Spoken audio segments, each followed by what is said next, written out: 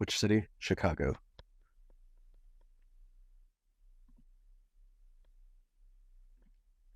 Hold on. Let me translate the temperature. 26.1 repeating Celsius.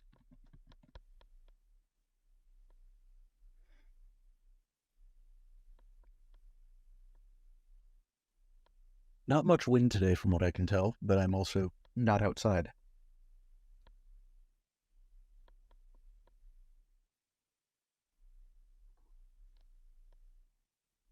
It's going all right.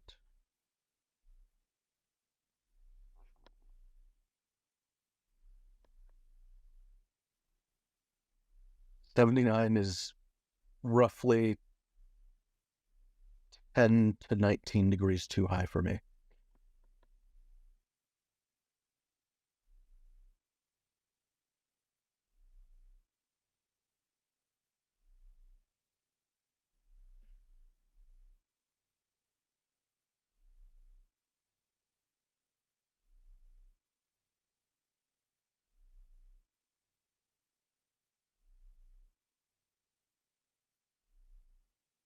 When will I use the metric system?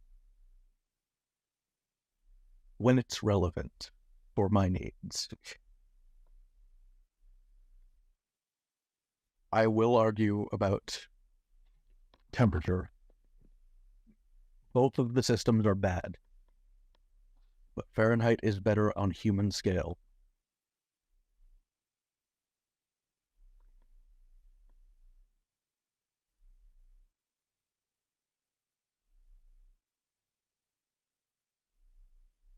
A system where 0 is freezing and 100 is hot outside would be the best. What percentage of hot out is it? Which Fahrenheit is closer to that?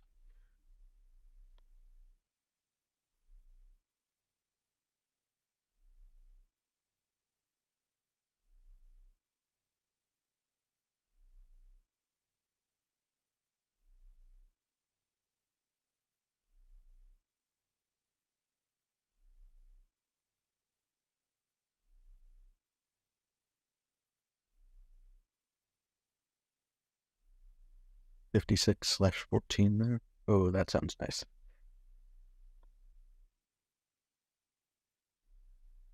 What temp is the same in F and C? -40.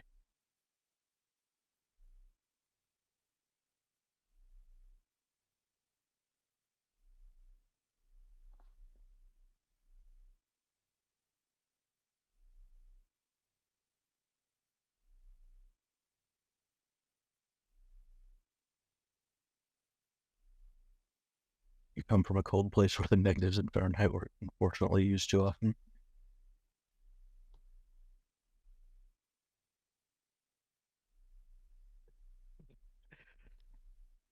It's not my fault.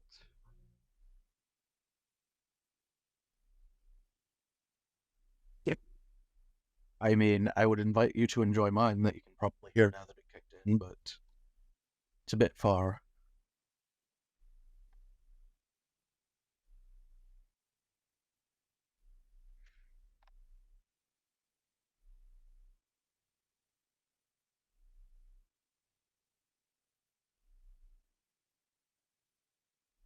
Went outside, you just vaporize. Yeah, best to stay inside.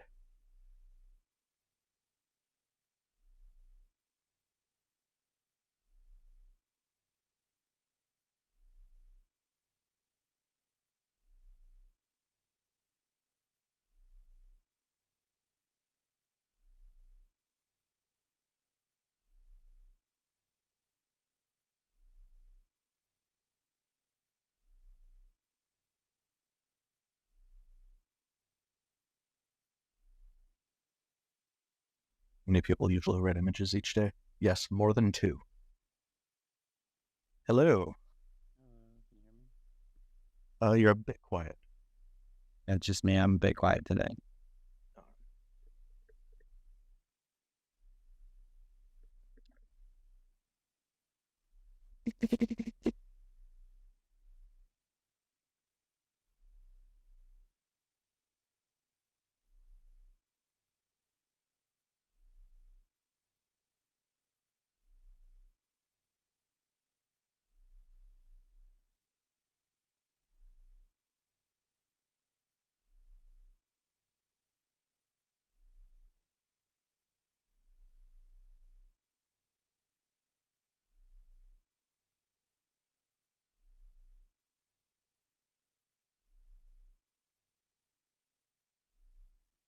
Right now it looks like we're ready to go.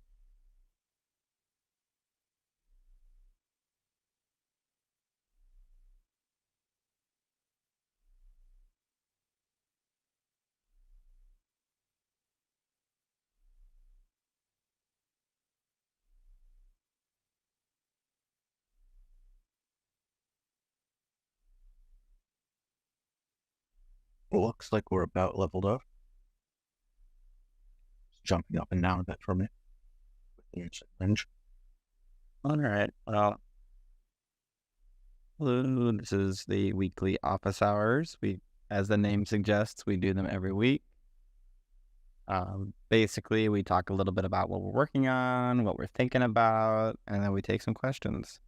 I'm not going to go too long today because I have unfortunately, some other meetings that I could not move, but we'll go for as long as we can. Yeah, let's get started. You kind of have the normal, there's a lot of work on infrastructure right now. Our databases have been pretty overwhelmed with just the number of, there's just too much stuff. People making too many pictures, and just keeping everything going and keeping the performance up. It's been a little bit of a problem this week. We had a bit of an outage. I'm sorry for that. We're trying to invest more in it so that it's not a problem, but it is pretty big scale. So it's normal when something is this big of a scale that the database stuff becomes a challenge, unfortunately. So we're working our best. Should get better. I think some of the images from like 1 week are temporarily missing from the database. That shouldn't have happened. That they're still there, but somebody took them out and then you're going to put them back in. They were trying to help fix the outage yesterday and they forgot to put it back in. So that sucks, but it'll come be back soon. Yeah, so that'll be getting better. Similar issues on like some of our next generation web stuff. People who have tens of thousands of images, just making sure everything loads instantly and searches instantly. And there's just, yeah, it's a little, it's just, yeah, it's starting to get there. Yeah, so there's a lot of work on sort of standalone web and mobile as usual. So it's a little more on the back end to try to get the speeds and the performance up right now. We're trying to work on better ways of exploring the images the community's making because there's a lot of cool stuff there, and we've had some good initial results. Hopefully that'll get into the next version of the website at some point. We're going to try to release some in-painting this week. I think there's some questions about whether we'll get like a new aesthetic update too. I'm not sure if we will. We have some candidates, but I need to spend some time with them now and try to make some decisions on whether we're going to just do some in-painting or do some in-painting plus some default aesthetic updates. I'd like to do both, but I'm not 100% sure. We have some slightly better aesthetics that also are slightly better at understanding words. But yeah, I'm like not sure if the way that it's shifting the aesthetics, I can't tell if it's good or bad, but it's definitely getting more accurate to text, which might be more important right now. So maybe that's just like the right thing to do. But yeah, kind of trying to feel out whether that's a good to go or not.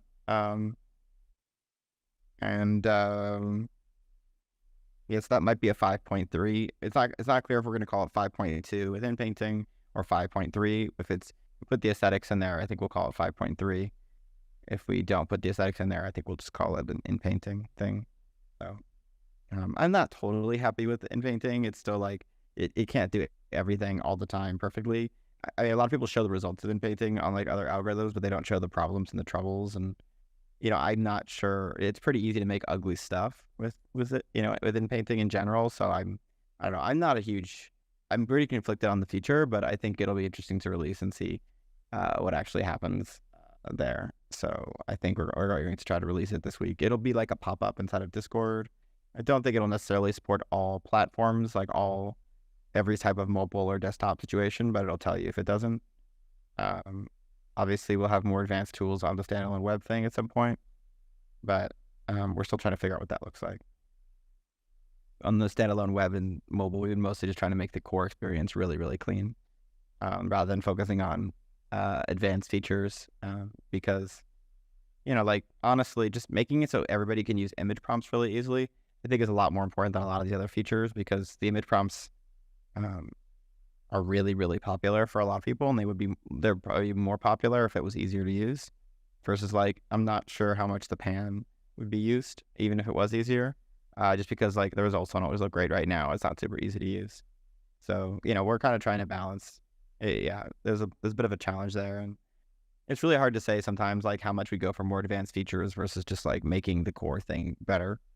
Um, there's definitely some conflicting stuff, and likewise, advanced features, making the core thing better, trying to do things like video or 3D. They're all kind of conflicting on a resource standpoint, but I think right now we're trying to do a little bit of everything, which will mean us that we're a little bit worse at it than we would be if we were focused. But um, you know, we're gonna give it a shot and see how it goes. Uh, yeah, I would say our V6 is still pretty behind schedule. We have something that we could release, but it'd be more of like a 5.5. So at some point we could decide that we're just gonna release that, but we were trying to go for like a bigger jump still. So see how that goes first before we release something that's like a little more conservative. Trying to do something that's less conservative. So there will be a V6. It's just a question of like how many features we try to squish into it before I release it, or whether we just like set a date and release it on that date, even if it has fewer features. So I'm a little conflicted on that right now, but I think we'll know a lot more in a week or two. Honestly, it's probably gonna take us like 2 weeks to figure out what we're gonna do around V6. Just because like there's a lot of experiments that are more ambitious and crazy going on, and we just don't know whether they're gonna work yet. But we do want to get something out, even if it's a smaller update. So at some point we'll just decide to get something more conservative out. We haven't yet made the decision whether we're trying to get all the big stuff in or get something conservative out. Yeah, it's hard because like in many ways it's not. Yeah, a small release is not going to like. I mean, it's going to be good for everybody, but it's not going to like make a huge difference. So there's an argument to focus on the things that make the biggest difference. So like a really like a much better version, or like a standalone interface. But I think we were trying to go for something that's like much better at understanding prompts and text, and I think that's becoming. We haven't really been super happy yet with the current systems in terms of that metric. And it is the thing that everyone wants the most. But I think if we find that we can't get it to be way better, we'll just make it as better as we can, and then we'll push towards the like bigger batches and better interfaces and more diverse aesthetics, which I think might be a better idea, honestly, in some ways. But yeah, I think we're probably gonna make this like one shot at like making the prompt understanding way better, and just because it is the number one thing people ask for.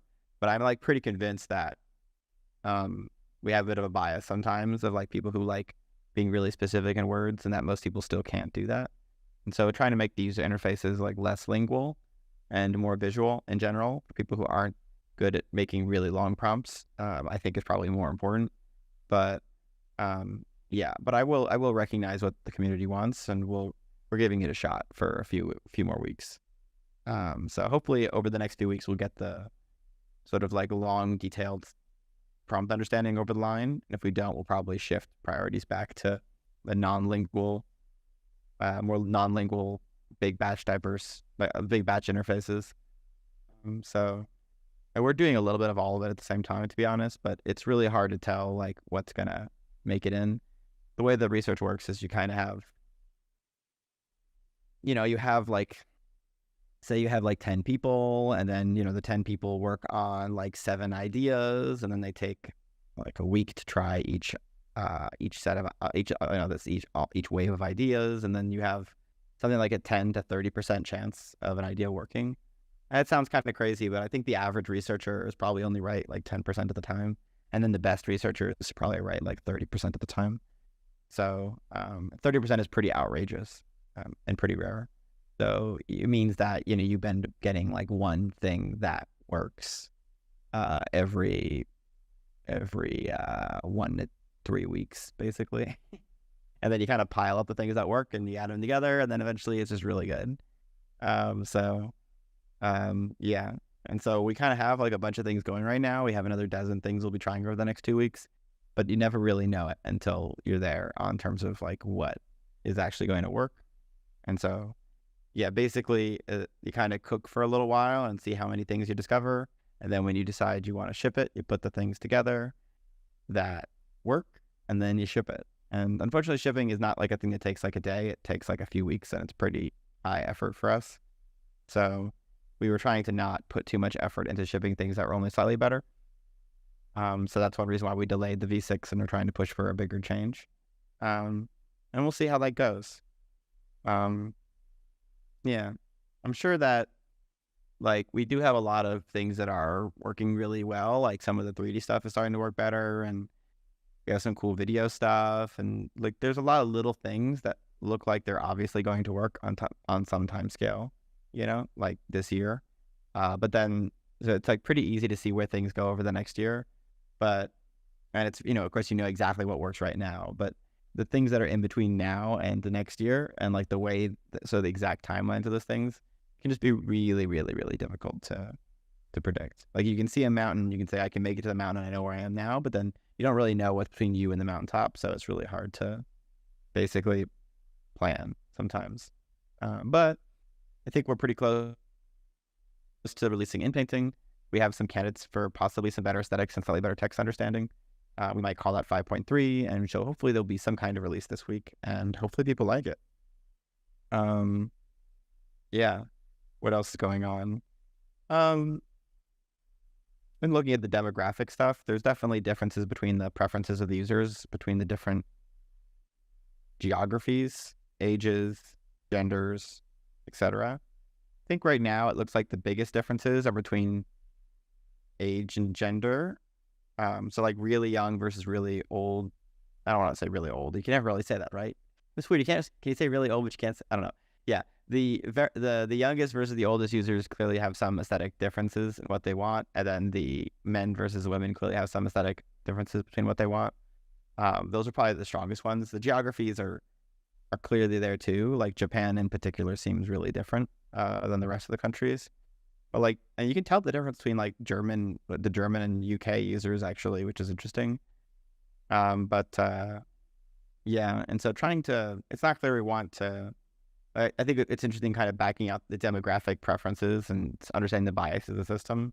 It's pretty clear the Midjourney look is biased by older male preferences. So one argument is just to try to rebalance that.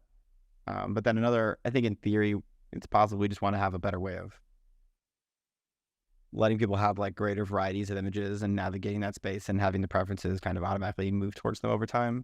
But I'm not sure. So we've discovered a lot of differences between what the users like. Right now, Midjourney kind of just picks one preference, based off the average of the users, even if the average user is older and male. And we're trying to figure out what to do with that knowledge now. We definitely can do a lot. So we could let people choose their demographics and regions and then automatically adjust it to that. I don't know if we want to do that, but we could do that now. We have that information. I'm going to try to do something that doesn't involve like explicitly setting things like that first. I think I'm like I have a slight preference towards giving people bigger batches with more variety and letting them iterate over that. We haven't really done that in a sophisticated way before. So over the next week or two, we're going to try to do it in a more sophisticated way. If that doesn't work, then we might allow people to specify demographics at some point. And what that would do, I think, is it would mean that the feedback loops that are happening might be slightly more filtered for you than for others. But I'm kind of mixed about that. It's kind of no one's done that before. I think there's pros and cons to doing that. But I mean, it is kind of interesting to say, like, what if Midjourney were only women? What would the AI algorithms and aesthetics converge on? Like, that's a very interesting question. And there's an argument that like we should let those sort of feedback loops happen because they've never happened before. Yeah. But then I think in an ideal world, we'd be able to find ways to let the feedback loops converge on different groups, regardless of whether they say they're male or female or where they're from. So I think we're trying to figure out ways of kind of having more abstract, uh, more abstract, something that's like demographics, but isn't exactly specific, you know, like people might have similar tastes and aesthetics, but are not necessarily both male or of the same age. So ideally, we would allow people to kind of bucket into aesthetics, you know, without having to say the other stuff. So I think we're going to try to do that first. But I think the most important thing from the aesthetic thing that we looked at was that it's pretty clear we can see the demographic bias from the current system. The current system is demographically biased to older and male. And I think that's really interesting. So I think we want to try to move away from a sort of like central bias. And I think actually, honestly, even the older males will prefer that when it's less biased. But yeah, playing around with it. I think it'll actually be really good when we figure it out. So I'm grateful for everybody who put their demographics in. Yeah, I mean the preferences are kind of like, they'll sound kind of cliche like, but you know, higher contrast, and more like plain colors, I don't have to say, would be like more of the male bias, it seems. So like, and then lower contrast, and I think like if you exaggerate the difference between male and female, it sort of says, it implies that the male is like higher contrast, stronger colors, and the female is like more like lower contrast, and so it looks a little bit more like pastel. Obviously that's not always true, but that's like the exaggerated difference.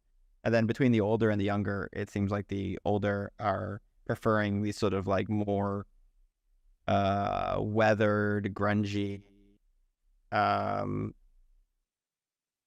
like kind of weathered, grungy, I don't know to call it, like you know, and then the younger ones seem to be a little bit more, how should I say, like weathered and grungy, and the other ones seem like, I mean, it's kind of like literally like, for like, yeah, like more like if you were going to do like a metal sphere, like for some reason the older demographics, like say like the rusty, the rustic, it's like there's like desert thing, like it looks like it has a lot of history behind it.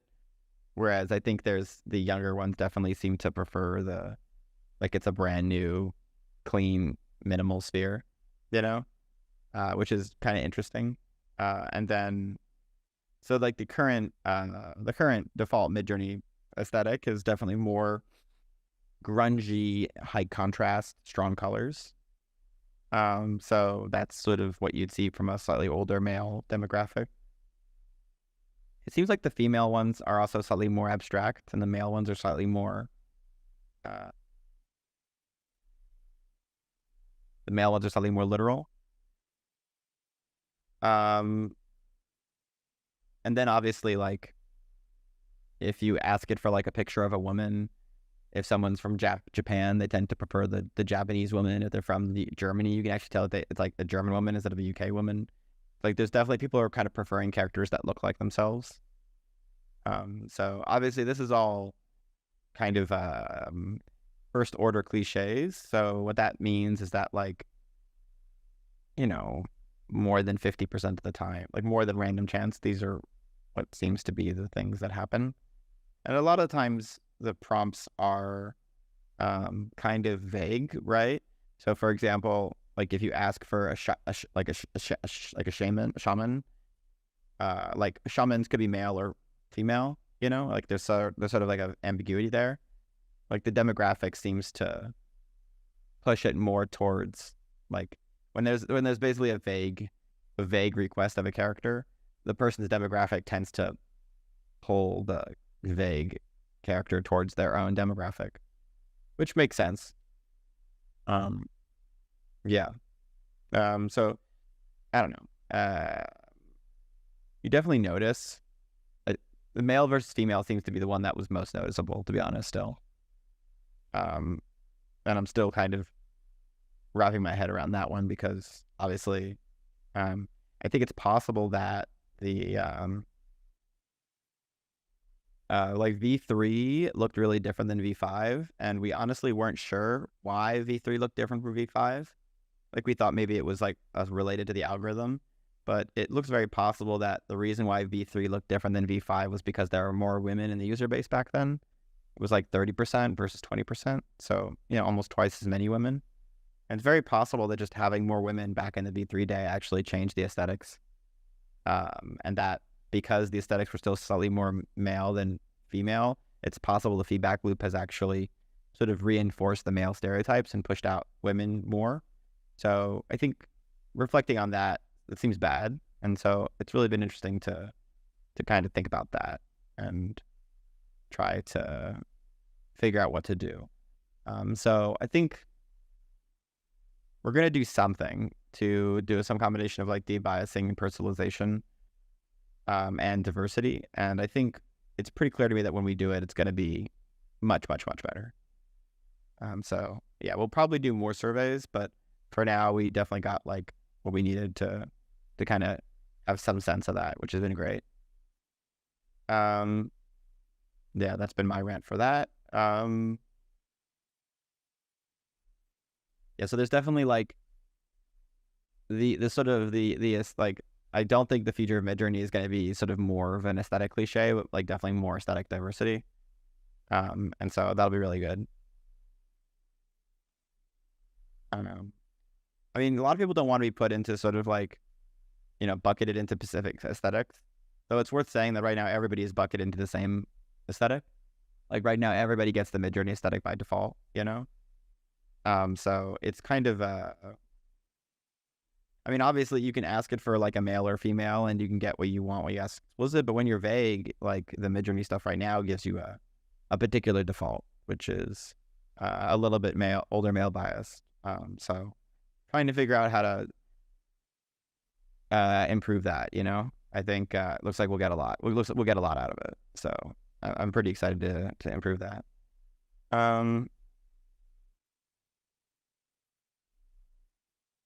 Yeah, we do actually have, for the regions, actually, it does look like we have, like, we don't have that many users in, like, Egypt or something, but we do have a lot of users in Africa. So if we bucket the users into continents, it looks like we have a lot of signal. Now, the problem is, like, Japan is actually quite different from,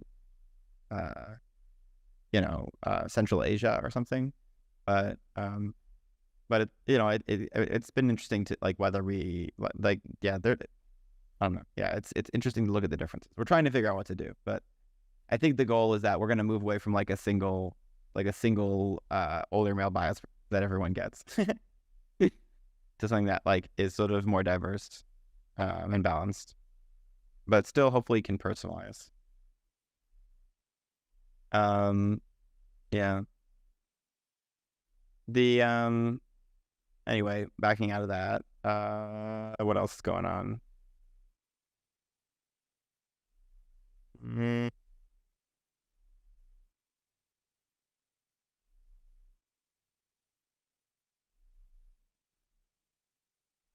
What else is going on? That's mostly it. Lots of cool features, weird research. Probably do more weird stuff. I'd like to branch out to doing more weird stuff. So hopefully, if we, we'll do. Hopefully, over the next 6 months, we'll do at least we'll do a bunch of projects that seem really weird and off base. But I think that's part of the goal of having a research lab, is to do new and weird stuff. So excited for that. Anyway, yeah, so let's do a lightning round. And let people ask questions in the text. And I'll just try to do some answers for a bit there.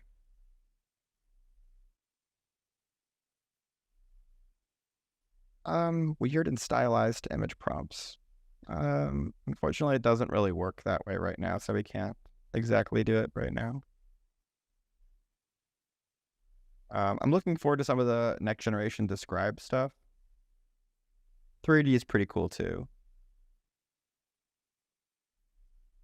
And definitely more the better aesthetics. I think actually the biggest thing I want the big grids, the diverse aesthetics, and then the tech stuff right now. Those are both relatively near term.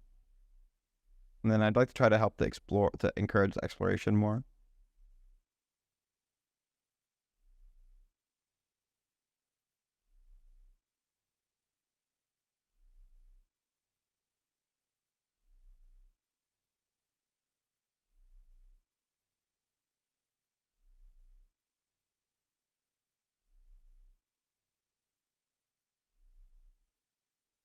I'm hoping that 3D kind of sits into the current 3D and video sit into the current interface pretty well. It look more like an upscale. So you kind of explore in 2D space and you move to 3D and video. There's a lot of ways to do personal aesthetics. We could do like personality tests. We could kind of look at what you're generally interacting with. I think that's aesthetic personalization is a thing we're debating a lot about right now in terms of the right way to do it.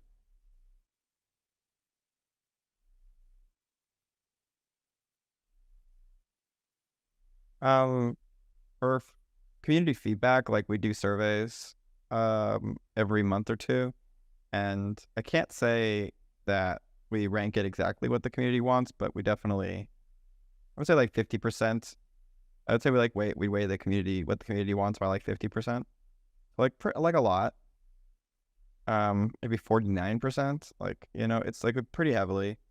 But obviously the community doesn't know the things that it hasn't seen, so there are certain things that I think we can trust more or less on.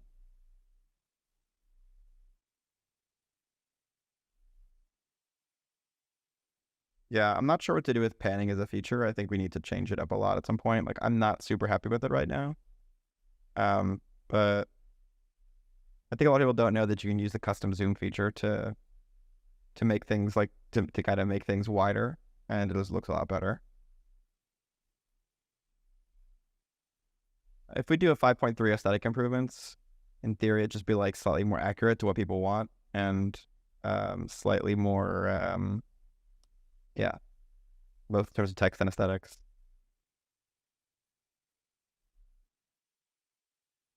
Like jump from V3 to V4. Yeah, there's another jump. There's like another huge image quality jump at some point, but I don't know exactly when it'll be. I think it's not the current V6. It'll be like V7 or something. We'll try to do a big image quality jump. Yeah, something that's like sketch to render. I think we really want to do some drawing stuff. I feel bad that we haven't gotten to do the drawing stuff as quickly as we wanted to. I'm not sure. Yeah, we will do it though. I don't think we're going to train custom models. I don't think that that's a technologically necessary thing. I think anything that you could accomplish by training a custom model, you could do without training a custom model by just having models that like take better directions. Definitely got to do some consistent character stuff at some point. It's one of those like, it's definitely a feature that everybody asks for that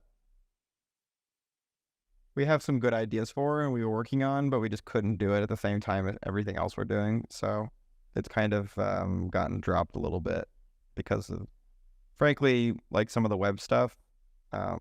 Like we probably can't build a really good standalone web thing while also doing the consistent character stuff. They're kind of, it's kind of unexpected, but they kind of use some similar resources in terms of like, yeah. Definitely have some better ways of exploring your own stuff. Even the current next gen web thing is better at exploring your stuff with just much faster search.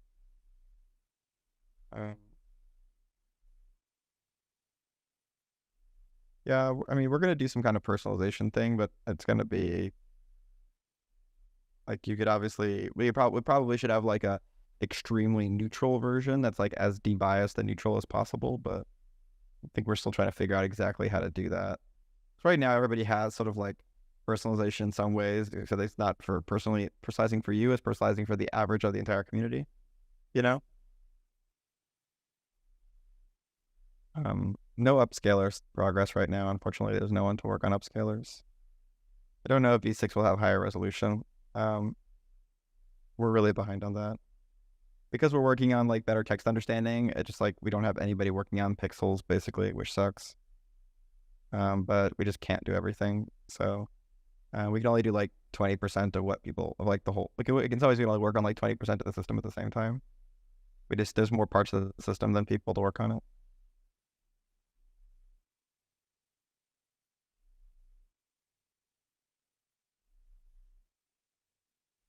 Um,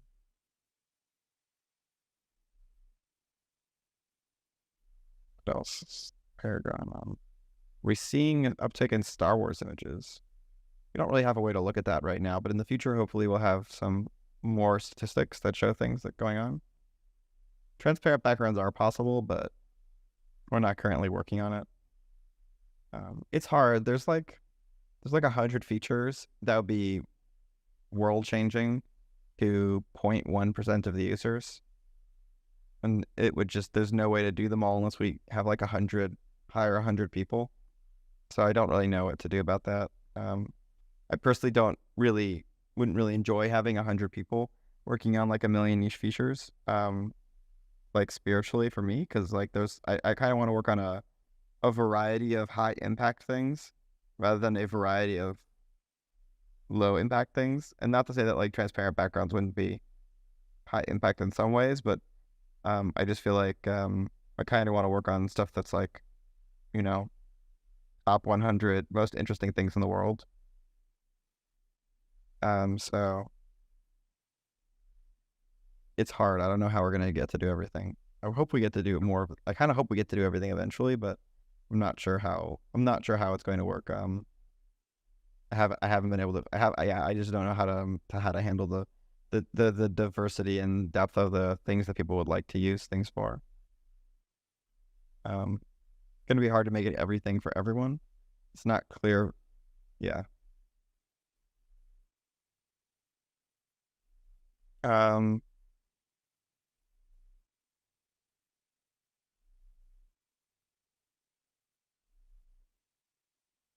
if you try to make something support like 100 different like features, it also becomes almost impossible to change it because then you have to support 100 features every time you release something.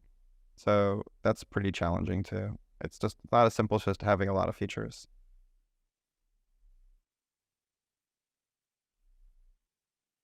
Some people really want like, I'm not going to answer that.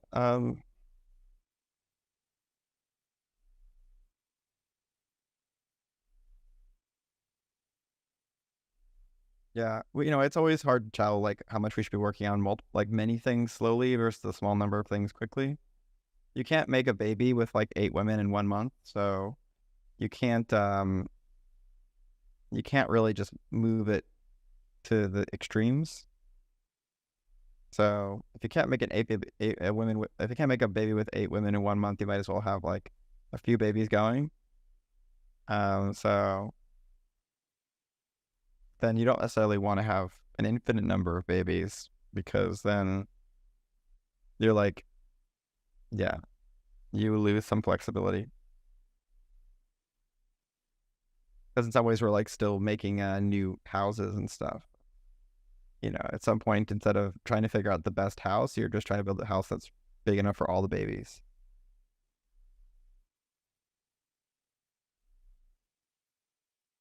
Yeah, so some of the 3D and video stuff are somewhat compartmentalized, but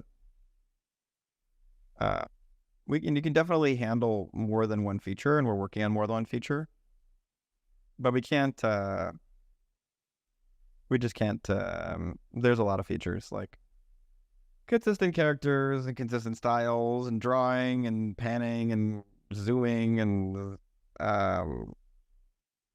like personalization and custom models and higher resolution and upscalers, video and 3D, and it's kind of too much, to be honest.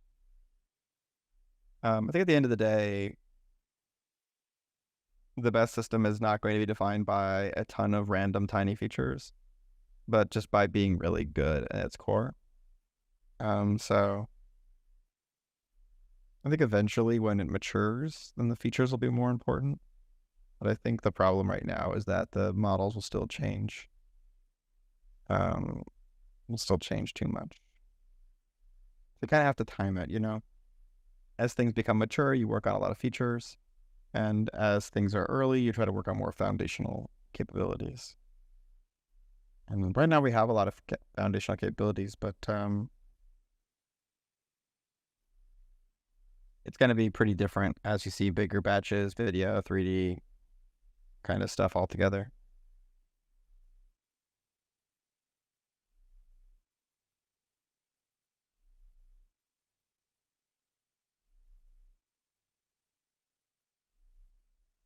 Cool.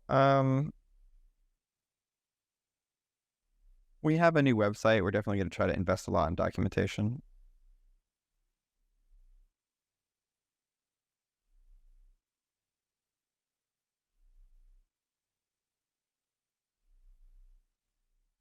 I think we'll take maybe a few voice things and we'll do one more lightning round and that'll be it for today. Because I kind of we got like 30 minutes. Hey, David.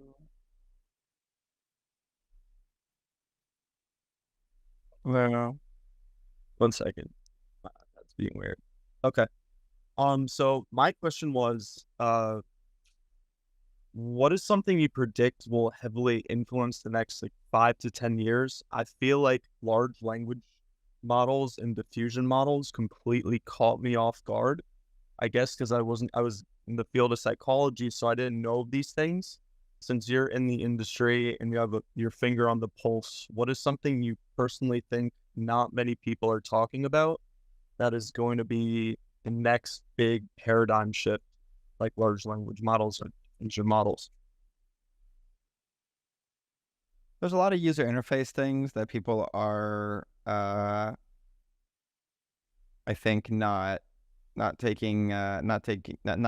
necessarily like underestimating. So I think the biggest thing, which is going to be really easy to predict for the next 12 months, is going to be having stuff like these GPT-4 like models with just really good voices that are low latency. And it sounds kind of weird, but when you talk to the big models that can browse the internet with like pure voice, it is quite emotionally evocative. And much better. I think the text interfaces are, like for the average conversation, they're bad, I would say. So it's going to be weirdly like it's not going to feel like Siri with GPT-4. It's going to feel much better because the voice quality has gone up a lot since things like Siri. Most people are not yet calibrated to the quality of synthetic voices that can be made right now. And then on top of that, we'll see who does this first, but if you make the language models not so verbose, but you give them access to the internet, then it does feel much better. Do you see between just voice? Well, right now we're limited by our digits to input. Then when we have voice, you could probably speak longer, more easily. But then before we get to something like Neuralink, do you see something else in the chain for user interfaces like AR, 3D spaces, like moving things around, not necessarily with a mouse, like maybe like using two hands, like, you did Leap Motion. So that's like, so I forgot that you did that. I was like, your company, but like, so is there something in there in between voice and digit input, but not at Neuralink yet? Or do we have to go right to Neuralink type interfaces? There's going to be a lot of, I think kind of everything's going to happen, but it's really hard to say what the timelines are. There'll be brain computer interfaces this decade that are decent. How widespread they'll be will be a separate question. How easy they'll be to use will be a separate question. There'll be better hand-based interfaces. There'll be spatial stuff. There'll be more physicalized interfaces. It's really hard to predict which interfaces kind of become the most popular, but I think I could say with a fair bit of certainty that like probably not keyboard and mouse interfaces are probably not the thing. If you're talking to something, it probably makes more sense to talk with your voice. Like, why do we ever write something, right? Like we write something if you can't speak out loud or if you need a long time to think about what you're asking. But the language model is so fast, you might as well just be talking out loud. And maybe if you can't talk out loud, there's like these probably like ways of doing silent voice interfaces where you mumble or something and it still understands you. But I don't think like having a slow writing interface makes sense. Probably either for making images or for talking to a thing. You just want to like start iterating really quickly and reduce the cost of iterating down as fast as possible. So yeah, I think the user interfaces are going to change a lot. I think I have a pretty good sense of how our user interfaces are going to change and the timescales that we can change on like over the next year. In theory, everybody will have good voices deployed in the next year. I'm not sure. I mean, I can't underestimate the ability for the large language model groups to make bad products. So don't know if they'll make something, if it'll get really good soon. I think I can say that even the voice is quite emotionally compelling as long as they make it not super verbose and not super slow. So I think that's probably guaranteed to come out this year. What I use, I don't know if you're familiar with DaVinci Resolve, the coloring software, editing software. So they have their own analog panels for color grading, and they are so responsive and smooth. It's like my favorite thing in the world.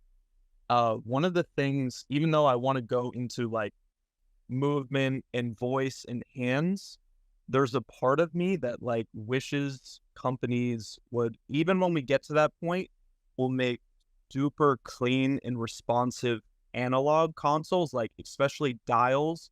Like the DaVinci Resolve color grading panels, the dials are so precise, like when you're going frame by frame or stuff like that. So do you think Midjourney, when eventually when it goes to voice and we move beyond maybe mouse and keyboard, would you ever see yourself making your own or working with another company to make really like responsive and user-friendly physical interfaces that then go along with the digital or spatial? There'll be physical interfaces. We might make our own, honestly. I don't know exactly when. Yeah, there will be custom. There will be like new physical interfaces for these sort of stuff. I don't think it's likely that I'm going to. I don't really know who we would partner with realistically, and like Teenage Engineering, I guess, is obviously really good. If they want to. Yes, that's exactly what I thought of as well. Yeah, but like everybody else, like there's not a lot of, and like, yeah, I don't know. I already have a lot of expertise in hardware, so if we decide that it's time to do a hardware thing, we'll probably do it ourselves pretty easily.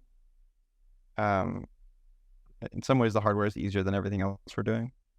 I'm not really worried about hardware. I think it's mostly a question of timing. I have a pretty good sense of what the hardware is going to look like. I just it doesn't feel like right now is the time to do it.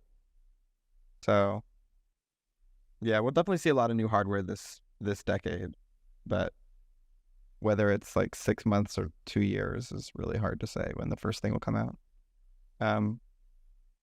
I think it's like when it starts to feel like the bottleneck is the hardware instead of the software, that's probably when we start thinking about it more. Right now, I think the bottleneck is definitely more the software than the hardware. Yeah, that's very exciting to hear. Because like, for example, the Apple Vision Pro, when it came out, and maybe they'll come out with an additional product that's for your hands. But when they showed that you're just going to like direct things with your hands only, it's like, I feel like I've sort of arthritis-y hands from working on the computer so much that like having no resistance in the thing I'm like moving my hands, there's nothing for the muscles to work against. I feel like that could be super fatiguing over like an 8-hour period, just like stretching your hands back and forth. That's a side note though. But okay, so that's exciting to hear. My only other offshoot question, just because you mentioned it today, I assumed 3D was coming much later, but if you say it's coming soon, uh, are you do you have any idea of if you're just going to be outputting like OBJ files or FBX files, or if like once we have, will you make, I don't know how to phrase like what they are, but it's like preset showcases. Like, I don't know if you've used LeiaPix, the thing that creates the Z depth map and then moves it around so you could see that there's actual depth to the image. Because I know there's a decent amount of Blender users kind of like within this user community, but I feel like for a lot of people, actually doing something with the 3D file will be hard. So do you have any plans for like, once you have the 3D file, like maybe hitting a button where it's like orbit effect or like horizontal, like pan effect, just to show off the models? Or is that too far out in the future to think of because we're not there yet? We're probably gonna do something that looks more like a light field or a nerf, and I don't know exactly what we'll do to export it outside of that format, because I think you can't really export a light field or a nerf into a mesh without losing a lot of quality. We could still do it, but it wouldn't be the preferred thing. And then you could certainly save it as a GIF with some kind of pan or zoom animation, but I'm not sure exactly what that export format will look like, because I don't necessarily want to make like a full motion editor for that.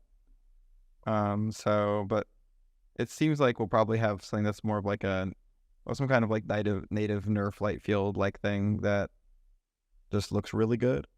I think our goal is to try to have basically no loss in quality between our images and 3D. And so it kind of will require a non-standard format, because in many ways the Midjourney images look better than like all 3D content or renders. So you can't just necessarily export to those systems, you know? Yep. So in some ways, like, I think it's going to be really hard for conventional computer graphics to persist long term, because you'll probably go more to some kind of native AI neural approach. We debate a lot over how much we should be putting energy into exporting to legacy formats like meshes versus just going straight to light field nerf virtual worlds. I don't think I have an answer there yet, but I think that we're definitely focusing more on making it look really good for regular people, not professionals. And then we'll probably have some kind of exports that export kind of not great meshes for professionals, so they could use it to like mock stuff up, at least for like a real project. Not necessarily use it though. I have almost zero interest in producing stuff that's immediately used by professionals as an end result. Just don't know if that's important. But I'm very interested in having stuff that helps people brainstorm and explore and like reflect and think. So like the 3D definitely makes it feel more like a space and a world, and it's emotionally evocative. And it kind of moves towards these like world models where the AI is kind of simulating out entire worlds and stories and things like that. So yeah, in many ways, I think industry, if we like froze the entire field, it would still take the industry 10 years to catch up in using it, I feel like. And so things are changing too fast, like for the industry to kind of take the industry into account. You just have to try to like figure out the real stuff and get there as quickly as possible, and then let the industry catch up, rather than, I think, diverting our course to specifically build industry things, because like whatever the industry is like after all these technologies are figured out is probably going to be really different in general. So it would take like 100 years to do if we were trying to build a thing, make it work for industry, build a new thing, make it work for industry. And I just don't really want to be doing that for 100 years. Yeah, that was my exact thinking behind the 3D presets, is that most people don't want to take an object and object into a secondary program. So like just presets of movements and stuff like that. Just even for my own, like I don't want to have to bring it into something else and like mess around with it and animate it. I would love like once I have the 3D object, it has a way that it can quickly be shown off in its cool immersive 3D-ness. And so if you're saying that you're probably moving towards nerfs and light fields, I've been messing around with Luma AI and the nerfs, and they're really fun just because they're so fast. And I was doing photogrammetry for a while. It takes forever. It's a lot of effort. So the nerf is definitely an improvement. So the same way we're doing image prompts now, would you take a nerf or light field prompt? Like if a secondary, someone, I don't know if you guys would make it or just another brand who does nerfs, if you could input a light field or a nerf and then it has an idea of the space and then Midjourney itself embellishes on it. Like I'm in my apartment right now and I was thinking like, man, if I could scan my room, upload the nerf as the prompt and then be like, remodel this in like modern, like wooden and like marble interior or like, so, you know, whatever the prompt is. Just like show it your room and then let Midjourney be your interior designer. That'd be the coolest thing ever. Or like generate ideas, like generate a bunch of them. Yeah, I'm not sure what the like Midjourney photo filter roadmap looks like. It's definitely not something we're rushing towards, but I do think that at some point we should do something that lets people modify the real world. I don't know what the timeline is for it.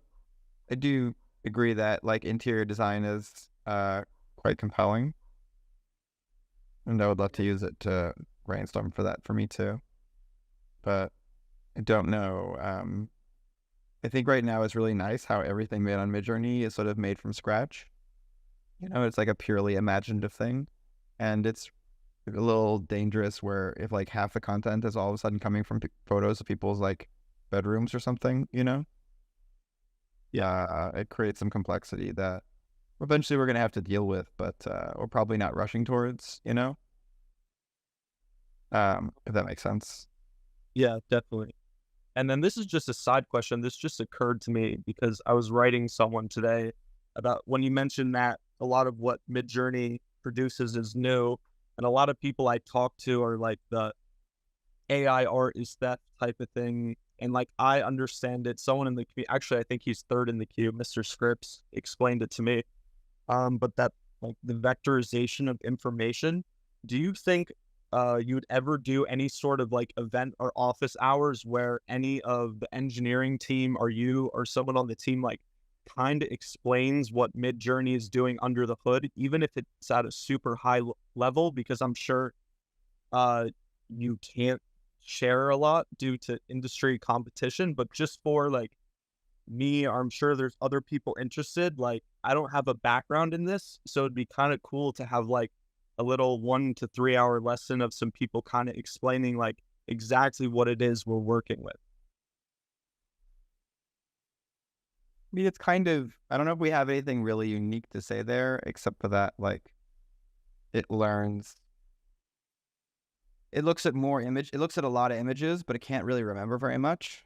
And so it basically has to learn high level concepts about the world and images. And that's sort of what learning is. And that it doesn't just learn about the world, it also learns about aesthetics from people. And so it tries to, you know, also has its own aesthetic opinions. So even if you ask it to do something in the style of somebody, it's not really going to fully listen to you. It also has its own aesthetics. And so it's more of like as Peter Morbacher described, like an art student who can be influenced by things, but it has its own opinions and style. Yeah, and its sort of style is constantly evolving from the preferences and behaviors of the community. Well, okay. That's everything for me. Those were some pretty exciting thoughts. So as always, I appreciate your time in the office hours and I'll see you next time.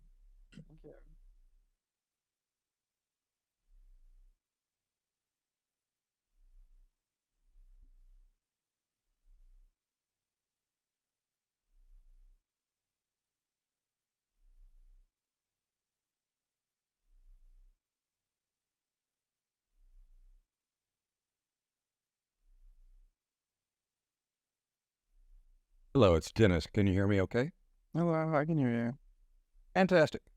So, look, my question is this: we're playing with some concepts using reference images of people and uploading those and using image weight to try to replicate the face, but use the Midjourney application to create the aesthetics and the environment and the Makes sense. additional graphics and styles, which we love.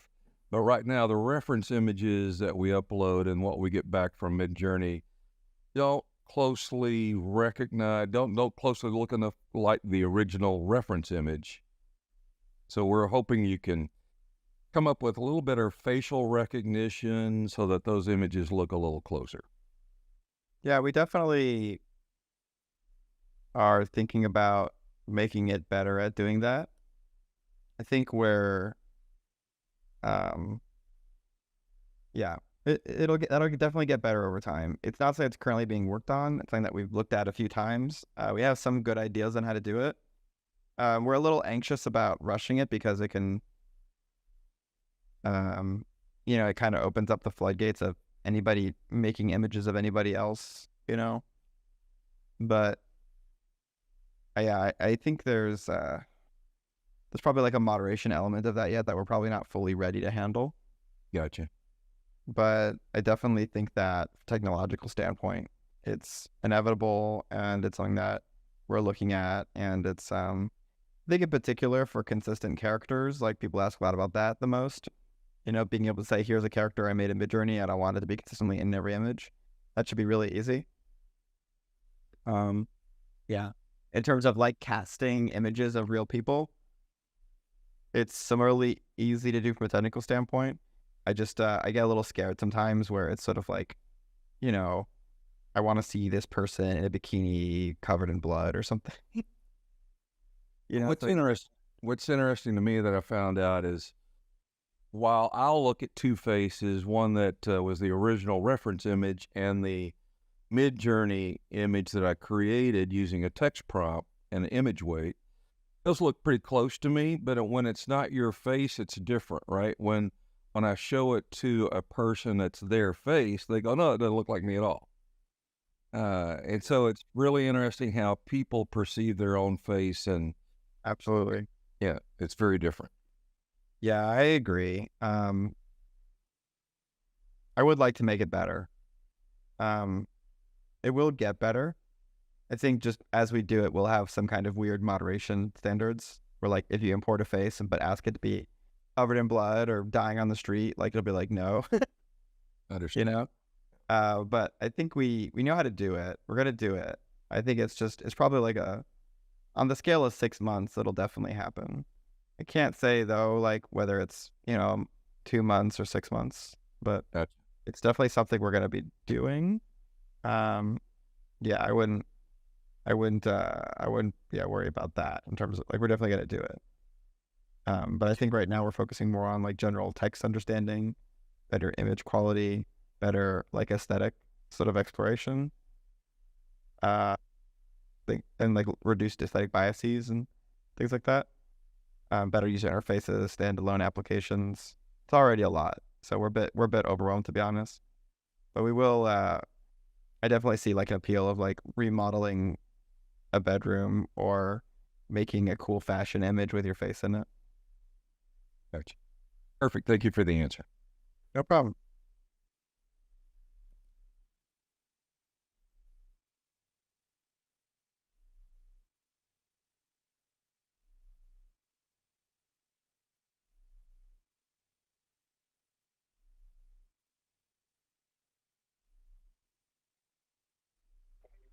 Hello. Hello. Hi there. Okay, my question mostly revolved around. Actually, I have two questions, but I don't know if we have time for both. But I was just wondering, because I'm a little obsessed with dreams in general. I used to keep a dream journal before I found Midjourney. But then after I found Midjourney, what I'm doing now is that before I forget my dream in the morning, I'm trying to reproduce it in Midjourney.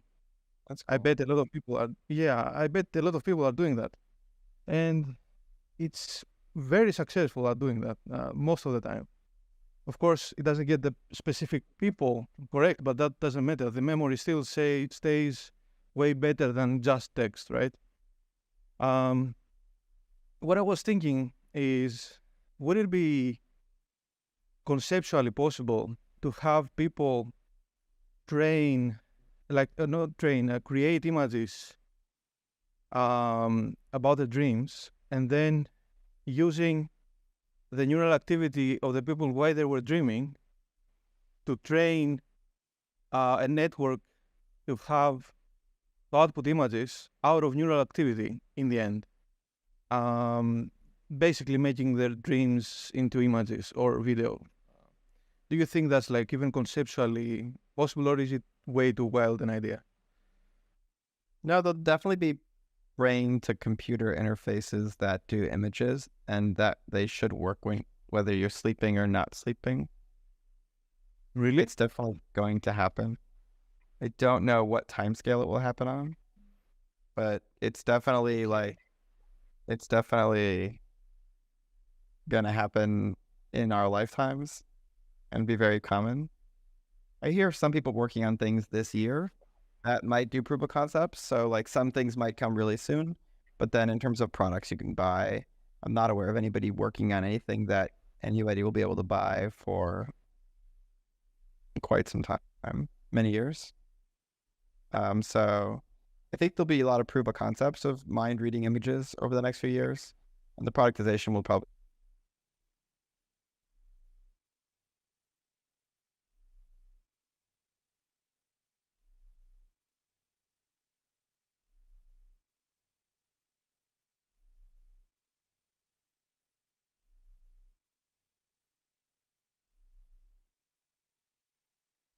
It might actually be like trying to visualize what you're visualizing, and then you're visualizing and it kind of converges. Oh, wow. I think we're going to see stuff like that. I don't know. It's not going to, it's not, we're definitely going to see some very compelling proof of concepts this decade. And I think I think I can say that with 100% certainty. I think the thing that I can't say is like, what's the timeline between the proof of concepts and something that people can actually use?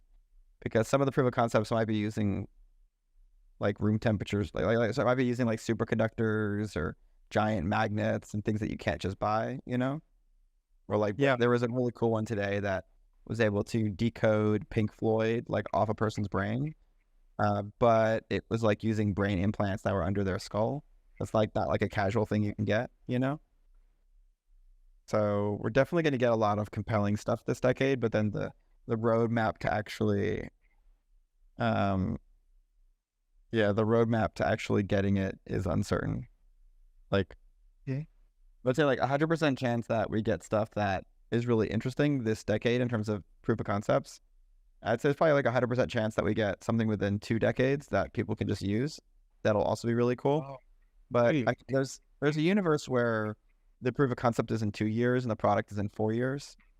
So it's really hard to say right now, like whether we'll be able to buy brain interfaces for like this stuff within 4 years or 20 years.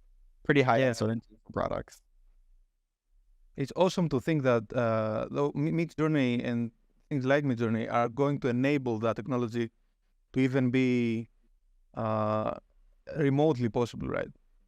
You have to have a lot of content to train a neural imaging to images. There is no other way, I think, right? So it's awesome to think about that. Yeah, I don't know. I think there's like a bunch of different ways it could work. Some of them will require more training data, and some of them might require less. Yeah, I don't. No one knows. I think all we know is that it's principally possible, and that it's not even principally hard, but that the right way to make it into a thing that everybody owns is unknown. Yeah, that makes sense. Mm-hmm. Do you have time for one more question, or are you pressed? Okay. So the other thing I was thinking was, if it would be possible, I had this idea of maybe a bidirectional text to video and video to text model.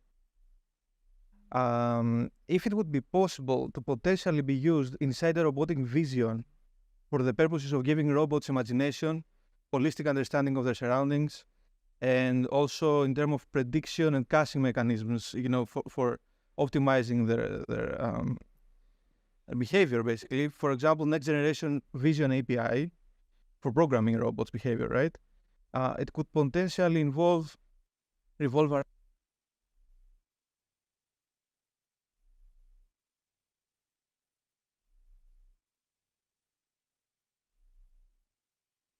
what do you think about this idea? Is this like, because you're into this sphere, right, of research, is this even like very bizarre or There's definitely be a lot of like video understanding and image understanding AIs coming out over the next few years. It's gonna get really good. I don't know if we're gonna make those as much, because they might look more like language models, but okay? I'm not actually. No one exactly knows what it's going to look like, but I think we know that. Well, we know that we can train language models to answer questions about images, and they're pretty smart. And that they'll also answer questions about videos if you train them that way too. So, yeah, it's not clear whether we teach like the Midjourney models to talk, or if we just train the talking models like ChatGPT to understand images. They're kind of both going to work. It's kind of the same. I think it depends a little bit on what matters more. Does it matter more that it can have a conversation about an image, or does it matter more that it can make an image? If it needs to make an image, then it makes more sense for us to do it. But if it just needs to talk, then, in some ways you wanted to start with a talking model, and understanding an image is a lot easier, I think, than making it. It's kind of a prerequisite. Yeah. So I'm mostly asking about the robotics aspect of this, though. Like, if you're trying to teach a robot to imagine, like a robot with legs, like a real robot, so to speak. So, if you're trying to teach it to imagine stuff and to be able to predict the future a little bit, just like we do, we are constantly predicting the next visual before it comes into our eyes. So, I'm talking more about that line, not in the text to speech and like we use them now. I'm talking about like in a embodied intelligence of robots way. yeah, that makes sense. It's definitely gonna happen. Like you can definitely give it a language model that can look at things and understand this environment and to give instructions on what to do. And there's some cool research right now about being able to give language models instructions. So all that's going to happen. And then we're starting to make lots of, not we, but the tech industry in general is starting to make lots of humanoid robots. There's a Tesla one. There's a new Chinese one that I think it's like $80,000. There's a bunch of startups that are not public yet that are working on humanoid robots. So we're definitely going to see a lot of humanoid robots over the next 5 years. Not necessarily get out into the world like, flipping burgers, but we're going to see a lot of them in video, and we're going to see a lot of science happening on them. Yeah. Hard to imagine, again, it's hard to imagine there not being like pretty common humanoid robots in 20 years. Yeah. But Exactly. It's pretty hard to imagine not having cool things in the next 5 years. Again, it's really easy to know what's about to happen and what's going to happen in the far future, but it's really hard to predict the transition between the two states. So Yeah. it's fun to think about humanoid robots in the next 2 decades. They're going to get pretty good. It's a little scary. I didn't think about it that much before, but I don't really know how scary it is. Like, there's probably going to be other scarier stuff happening than humanoid robots. Yeah. Genetic engineering is probably if we do genetic engineering, that'll probably be a lot scarier than humanoid robots. Yeah, definitely. Then we start getting like actual cat girls and cat boys walking around with cat ears and shit. Yeah. Oh, I mean, for sure, if that technology allows us to do that, that's probably the first thing that we're going to at least commercialize, probably. Yeah, we're gonna have like a K-pop band that's all cat girls or something. Yeah. We all like genetically engineered to be cat girls. Yeah. Or it's also possible that we just make the humanoid robots into like they might all just have cat ears on them. So that could be interesting. I think Elon tweeted something about how there will be many forms of the Optimus humanoid robot, including one with cat ears. Oh my Or God. he implied it. There was a funny tweet where he implied it. Okay. Okay. I see. Gonna be robot cat girls versus genetically engineered cat girls. I don't know. It'll be interesting. For sure. For sure. Okay. Thank you very much. No worries. All right, we're gonna do one more lightning round, and then I'm gonna call it a day. Unfortunately, and not trying to go really fast, but just unfortunately, I have to run for another thing, and I have to make sure I can get to it. Any questions? Type them in the VC text.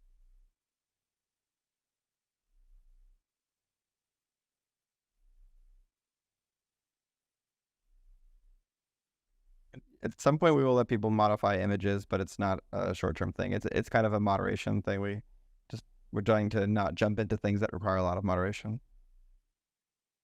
What's the most scary and dangerous thing about AI in the near future?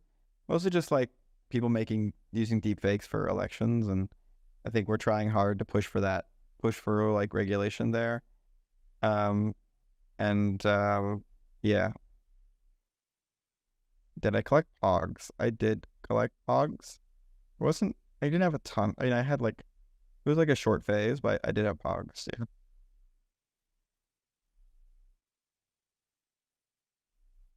Yeah, I think when we have our web-based interface, it's going to be like 10x better than anything that's ever been made. So it's we're going for quality. Fortunately or unfortunately, it makes it a lot of work.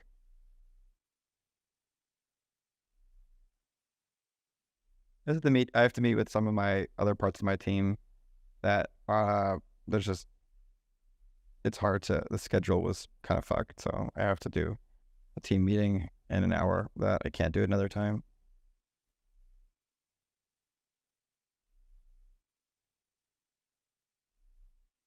Diablo 4, yeah, I guess I'm playing the season and some Eternal Realm. I have some weird, it's like, yeah, I'm not gonna, there's a lot of things I want to say, but I'm not going to say there. Read any cool sci-fi?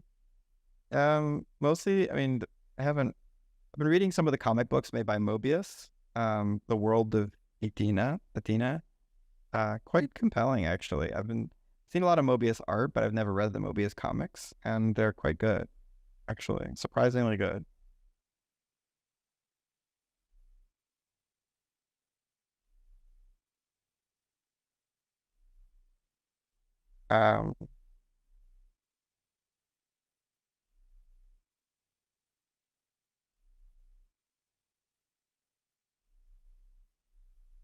What else do people ask? What's the craziest thing I've ever done? I don't know. I jumped off a tower. I used to do parkour, and I jumped off a tower once, and I landed wrong, and it compressed my back, and I couldn't move my legs for like 30 minutes. So that was pretty stupid. And then I stopped doing parkour after that. I was like, if I ever walk again, I'm done. And luckily I could walk, and I was done. Yeah, I'm curious what the new Baldur's Gate 4. I hear it has more genders than classes, but that sounds kind of funny. I started Leap Motion because I felt like that the biggest limited technology wasn't the people or the technology, but the connection between the two of them. And I wanted to work on that sort of human interface problem. Like, it doesn't matter how smart you are, how powerful technology is. What we do together comes from how we interact, and that the interaction felt like one of the biggest limits in people and technology in the world, and I wanted to work on that. It wasn't really specifically related to any movies. And the hand tracking at Leap Motion was very different than Minority Report. Minority Report was more like sign language, and Leap Motion was more of like a physical user interfaces. So you're kind of like, things that are kind of like the physical world. I'm not intrinsically against a Midjourney API. It's just there's a lot of moderation that we have to do on it, and I don't think it will actually. I think it's not that I'm not motivated by business stuff, but it's a lot of work. It requires a lot of moderation, and it will have like no impact on the business. So it's just I think eventually we have to have stuff like that, but it's lower priority because of that.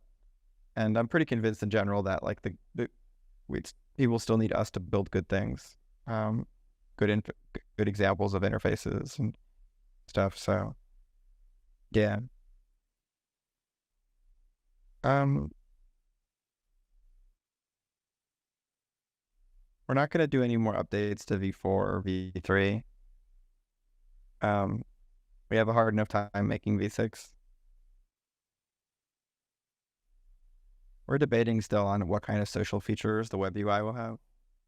We may or may not have chat-like features sooner rather than later. We're not sure exactly what that'll look like. There's a universe where I do like, spatial interfaces and Midjourney together.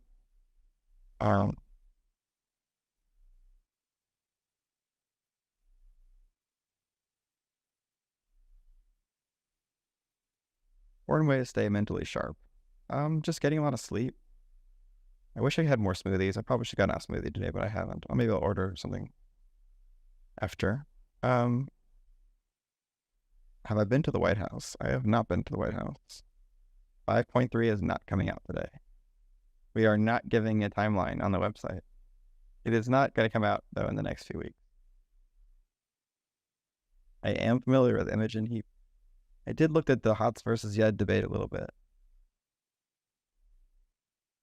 I've spent a lot of time with George Hotz and Eliezer, and I definitely, I don't know. They're both a little hard to get used to, I think, but I probably have gotten more used to George Hotz than Eliezer still.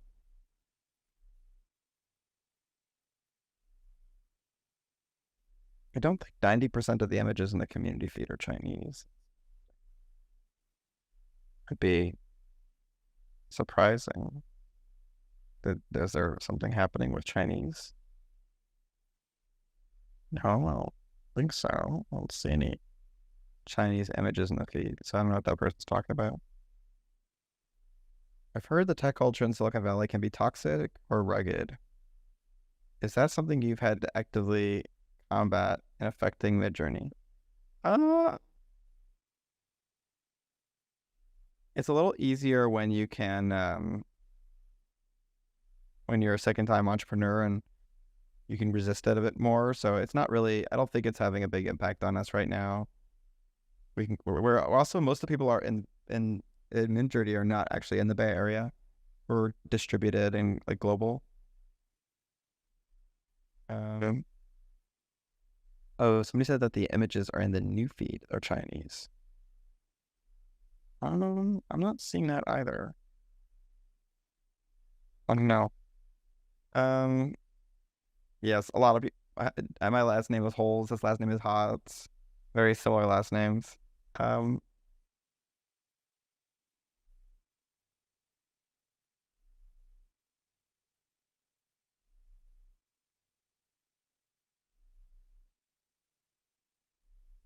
It's gilded. It's a company. I don't understand. Gilded?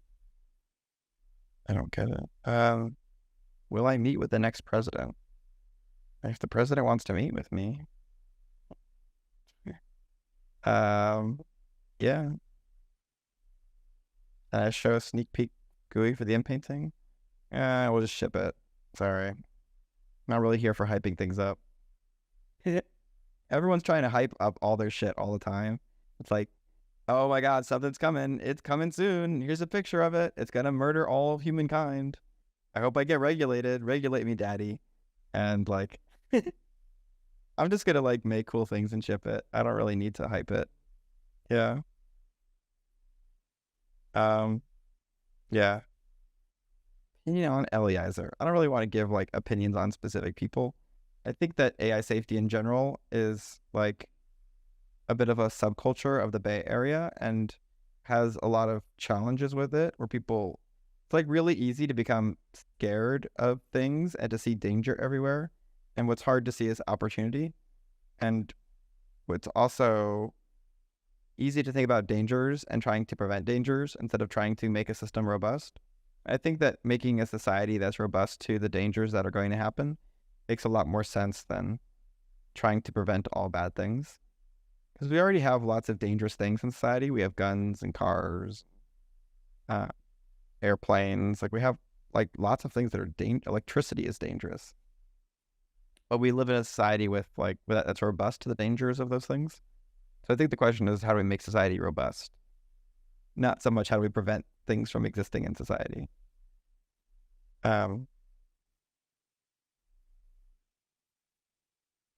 Yep. I'm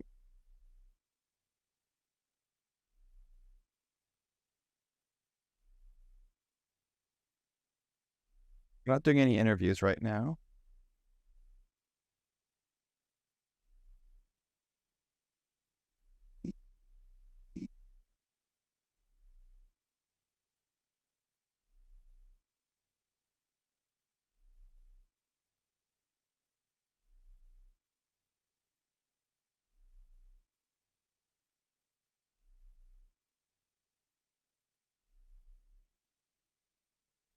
But the paparazzi call me Wavid or Danky? Oh, that's for kinky. Okay. People fear the unknown. Yeah. I don't think everyone fears the unknown. I think like a certain percentage of people want stability and a certain percentage of people want to like kind of explore. And if everybody was trying to leave home and be crazy, then society would collapse. And if everybody was trying to stay in one spot, then society would disintegrate and,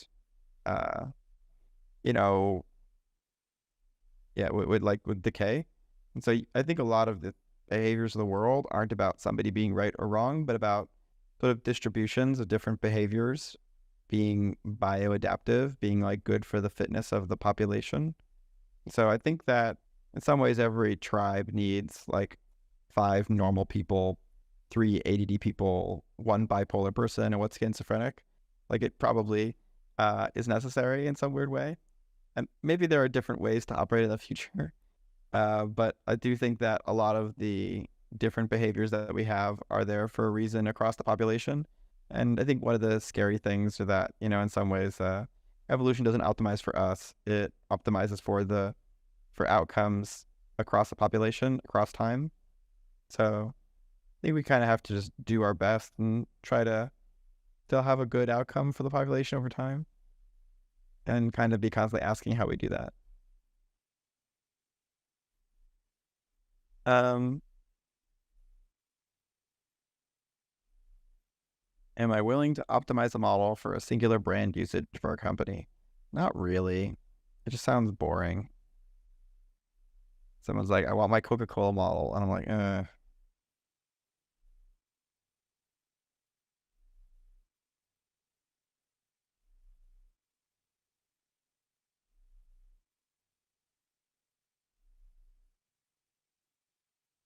Flash Pixel. Pixel art would be cool. Yeah, there's a universe where you're like open source the older models one day, but right now I think everyone's just I don't really want to get into the like open source politics stuff right now.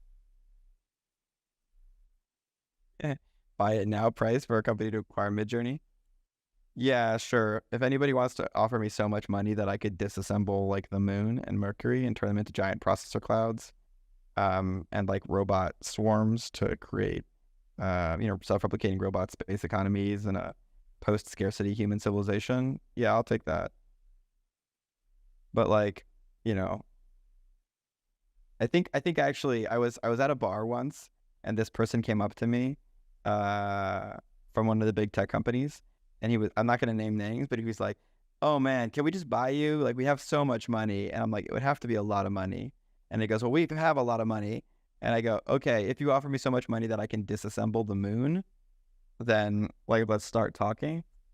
And he just looked at me with like the most shocked, like at first he like didn't really hear what I said. He was like, "What?" I'm like, "Yeah, if you offer me enough money to disassemble the moon, then let's like start talking."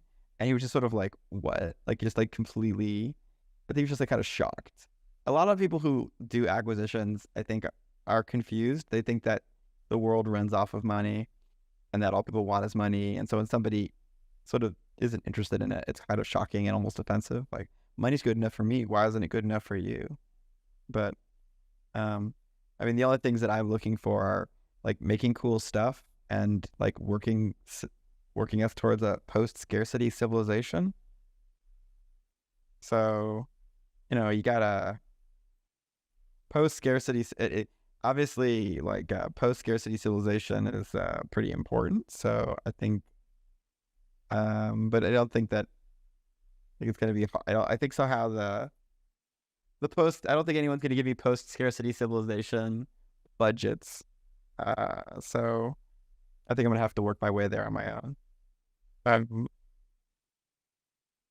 Yeah, that'd be really funny.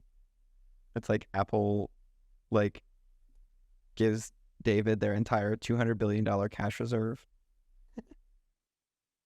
Yeah. But I mean, probably be not the worst use of capital, but yeah. Sorry. No, not really looking to sell things. I mean, also, I think people like misunderstand, like, in some ways, like you build a company and it's kind of like your home and your family. And the idea of like selling your home and family, like because somebody else wants to buy it, is kind of a emotionally traumatic experience. But it's really nothing. Like the whole idea of like building a company to sell a company has always felt like I'm trying to like build a family to sell it. Almost feels a bit like slave trading or something. It seems like fucked up. Like if it's like human trafficking, it almost feels like human trafficking. Like I'm building a team so I can sell it to some big company. I don't know. It feels fucked up. So I've always had a really hard time with the idea of selling companies, personally. I mean, it's one thing if like the other company is just like some companies should probably be combined, and that makes sense. I think the challenge right now is that like Midjourney is already pretty big, and none of the bigger companies, the bigger companies usually have like some pretty difficult structural problems. It wouldn't really make sense. Most of the big companies actually don't have their founders around anymore, so they're kind of like these political machines.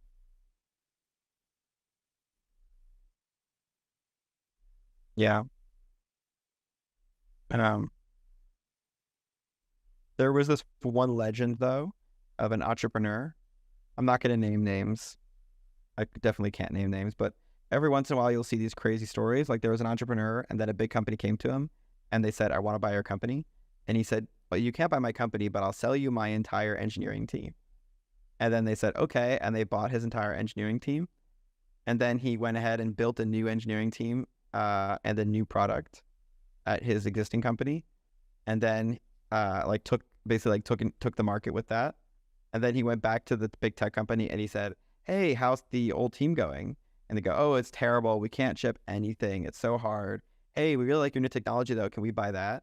And he goes, "Sure, I'll let you buy the new technology, but I want my old team back." And so they paid him money for the new technology and they gave him his old team back. So he had like 2 teams and double the money. So that's kind of cool. That guy though was a fucking badass, fucking crazy. Like that kind of stuff never happens. But it's definitely like, yeah, that guy was badass, fucking insane badass. He even had like this badass accent too. But yeah, that kind of stuff is pretty rare. But acquisitions are usually so dysfunctional that if you can like stay outside the acquisition, you can often like buy it back because like nobody like they just don't really work very well. Like acquisitions have kind of died down partially because they don't work well. A lot of the big tech companies now, they just like copy things because it's almost a better chance of succeeding via copying things than buying things because the cultures just don't match very often. Lots of problems, yeah. Yeah. A lot of the I think a lot of the tech ecosystem and the investment ecosystem is kind of broken right now. There's a lot of like structural reasons for that, but think because of that, the patterns of the past are not necessarily the patterns of the future. And so things like selling companies and things like trying to build ecosystems through APIs, like I'm not convinced any of that really makes sense anymore. So we're trying to find our own way. I think sadly, like Midjourney in some ways operates closer to Apple than a lot of the other ones because we're kind of like building our own thing and being self-reliant. I definitely don't feel like we're spiritually like that though, in terms of like we're like, but yeah. No, I think Midjourney will have an API one day, but I think it'll be really locked down, like more than the iOS store, because I don't really want. There's just so many things people could make with the API that are anti-humanistic, like bad. I just don't really want to encourage that. You also get some weird things where everyone uses the API, they all raise venture money, and it kind of messes. It just like, yeah, there's a lot of like weird dynamics the API would create right now. I think we're likely to provide an API as the Midjourney infrastructure moves more towards being like a world engine or a game engine, because then people kind of have to be able to make their like worlds and games and such, and the API it makes sense for that. But I don't really think I want to make an API so somebody can make like a logo maker or something. Yeah.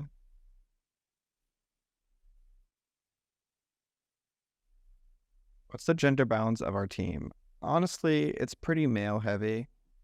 One of the challenges is that the two fields with the biggest gender imbalances are computer science and physics.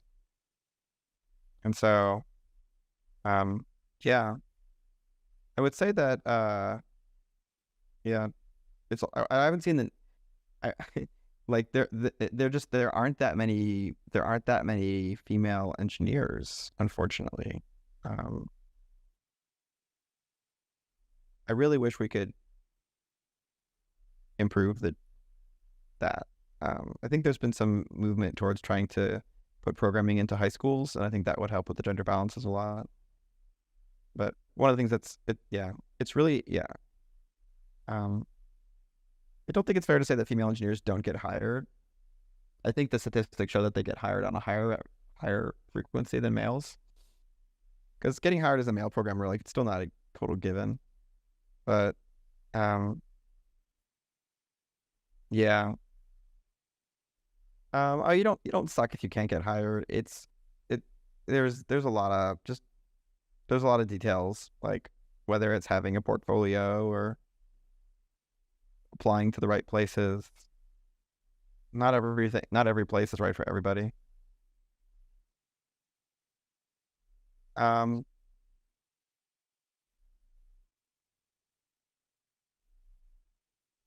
Yeah. How will Midjourney continue if money disappears? I don't know what that means. Like, if money disappears from the world? If we don't have any money, it's because no one's using it. So if no one's using it, then it's okay to turn off Midjourney. Yeah. Right now we're basically a community support AI lab. So as long as the stuff we're doing isn't used by the community, then we'll be in a good place. So I feel pretty good about that. Obviously, I could raise money or do other things, but I don't really know if I want to do that.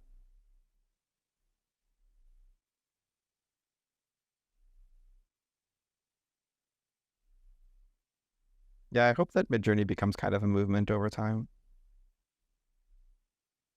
I really do like the community. I hope that people understand that by me just kind of hanging out every week, it's because I really value everybody here and I appreciate this community.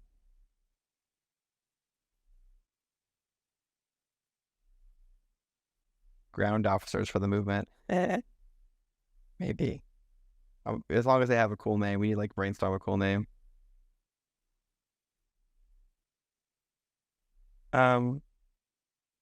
Yeah.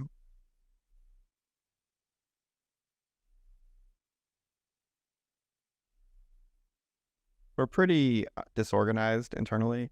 Like, we use lots of channels, we talk. We have lots of pretty independent people. We kind of assemble priorities, and there's very little structure right now. You tend to have either too little or too much structure. You never really have the right amount. I'd rather have too little structure. But I think we're being pretty productive on the whole. We mostly rent our servers. We are building out some of our own data centers too. But I don't think the goal is to own all of our servers or to rent all of our servers. I think we want a balance. I think when people buy the yearly subscriptions, that's probably the thing that is most motivating for us to buy our own servers.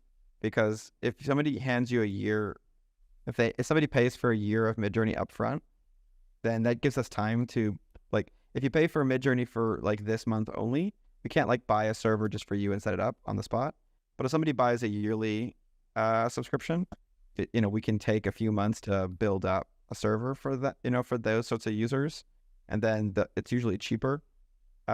So it ends up being cheaper for everybody. So yearly subscribers are basically funding our data center build out. And I basically, and then the monthly subscribers, I think, fund more like the day-to-day stuff. We would definitely like to do more exotic things with like rollover hours or different types of hours. But right now our infrastructure around billing and hours is pretty limited, so we just can't, we don't have that much flexibility yet. But we're definitely going to improve the things over time. So I hope everybody saw like the Pro and the Mega are faster now, and they're also cheaper. So as we have the new GPUs, I expect things to get both faster and cheaper. Right now, we aren't looking at some kind of ultra relax, because honestly, we lose a lot of money on relax mode. I would say like, I don't know what a huge percentage of our profits go into funding relax mode for people who use it a lot. And that's okay. I'm happy people are happy about it. Like, that's part of the model, but more relax mode is a little scary for us. So we're trying to figure out if we can come up with cheaper ways to do relax mode. But right now it's something that we're still trying to figure out. And over time, I'm hoping we can do a better job.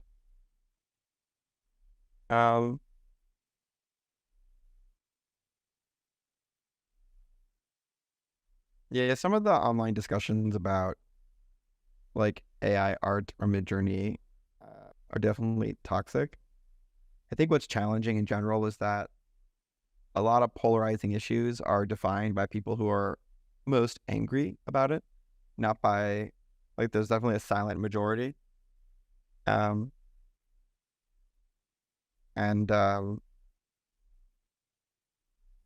a lot of artists who use Midjourney, and then there are a lot of artists who are, are frustrated at things too. So I think it's one of those things where it's not really going to be like, it's hard because a lot of people are using it, a lot of people enjoy it, and they just don't want to spend all their time arguing.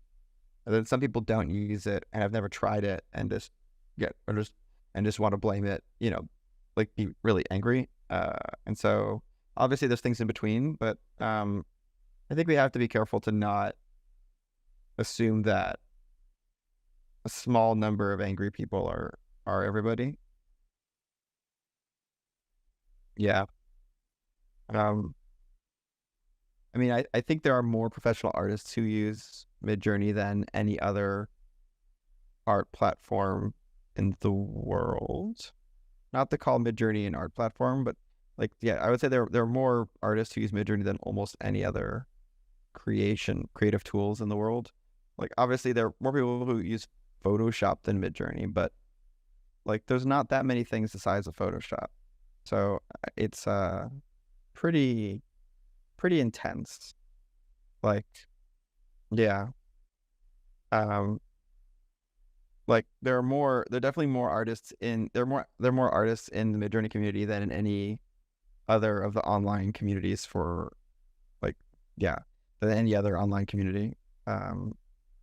That's for sure. Like, okay, if you take tools out of it, just like, like which community has the most professional artists in it, I think Midjourney still actually does. But yeah.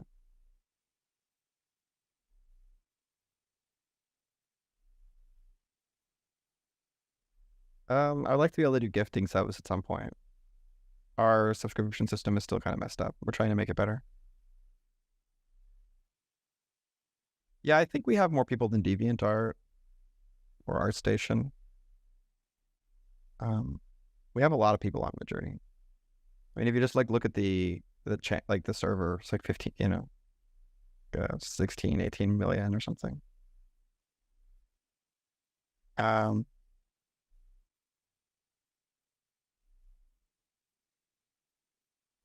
there something that surprised me this week? I'm sure something did. Looking at the different regions have been really interesting.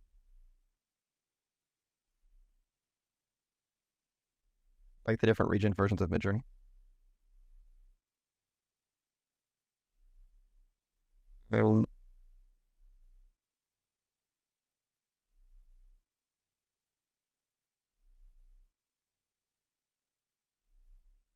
Yeah, as a professional, we're definitely going to make Midjourney features at some point that are more geared for professionals than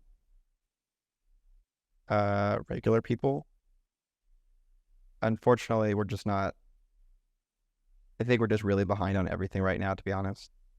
But I think they're going to be drawing versions of Midjourney that are extremely hard to use, unless you're good at drawing. We have the inpainting coming soon. I think inpainting will be a great example, something that will it'll be easy to make something that looks like shit. And so people who are some people who are more skills might be able to use it better. So we might let people explore the demographics. Yeah. I'd like.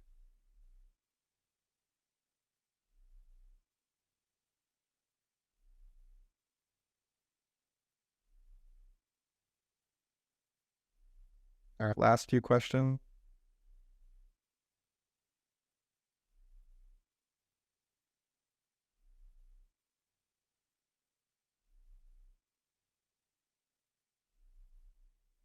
We could try to, definitely get it to more people. Favorite kind of cheese? Mozzarella.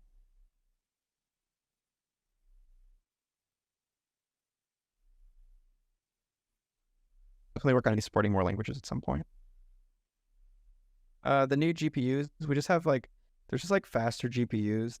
It's a combination of faster software, that works on the newer GPUs, and then the newer GPUs that just go faster.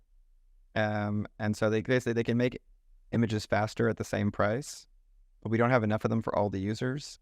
So we have to find a small subset of the users to give it to. And so right now we're just starting with the high tiers and going down, because the high tiers have the smallest number of users and the low tiers have the biggest number of users. So we just can't, we could just make it totally random. But the thing is some people have a need for it to be faster. So it makes sense to let them buy into that if they have that need. Yeah. Will Midjourney ever do not safe for work images? Maybe. It's definitely not a priority, and we don't want to define the space by it. But boobs aren't evil. I'll make a stand on that. But obviously, dudes can be pretty fucking creepy. So there's that too. I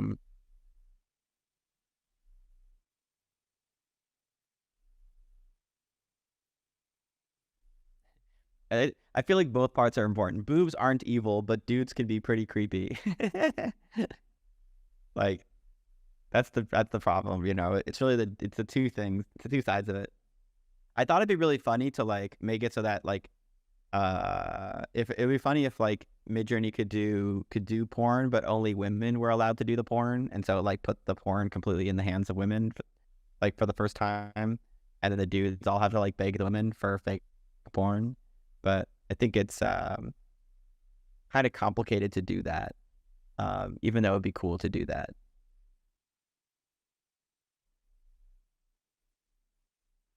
Oh, the Thunderdome was cool too. Yeah, having a physical place. If you want to make Midjourney porn, you have to go to Thunderdome, and it's this giant dome where everyone's making porn, and porn is just swirling around everywhere. That'd be hilarious. Yeah. But yeah, I think we're not rushing towards anything like that, and I think that there is a small chance that AI generated porn could be high fructose corn syrup where it tastes sweet, but it has bad mental health things. And so I want to be careful about that. It's hard to tell if, but then obviously like AI generated porn could be good for people because it's like they're being creative instead of purely consumptive. I'm not willing to make a judgment there yet. I wouldn't say that anything is intrinsically evil, but I would say it's pretty important to like define the space by positive things rather than by controversial things. And I think that like, yeah, it's not in the top 10 most important things right now to even think about. Or like that, you must pass 3 trials to prove you are capable of respecting women. That's really good. That's really cool. I like that.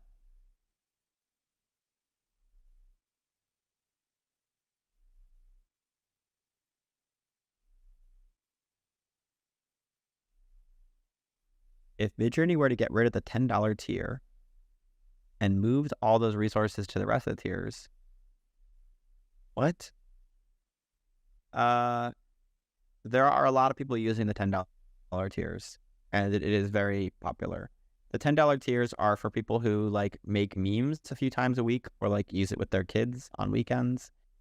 It's not for people who make images every single day, but there are a lot of people who casually use Midjourney, and the $10 tier is very important to them. So I will absolutely need to keep the $10 tier. Whether there's a $20 tier at some point is more interesting to me. The pro tiers are quite popular too. Basically, every time you go up a tier, there's like way fewer people, to be honest. The mega tier has not been that popular, unfortunately. But it's good I feel good that we have it because we're going to have these like faster GPUs that we really don't have that many of, but we can put them on Mega. So we'll probably do one more cluster update this week and put it to the Mega only. And so we'll see how it goes.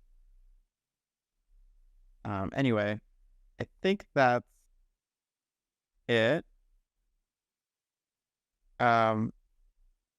There's a lot we're working on. I hope everybody enjoys the release this week, the new GPUs. Thank you everybody for being part of this community. We're going to do these. We do these every week on Wednesdays at noon Pacific time. And yeah, thank you everybody for coming, and see you all next week.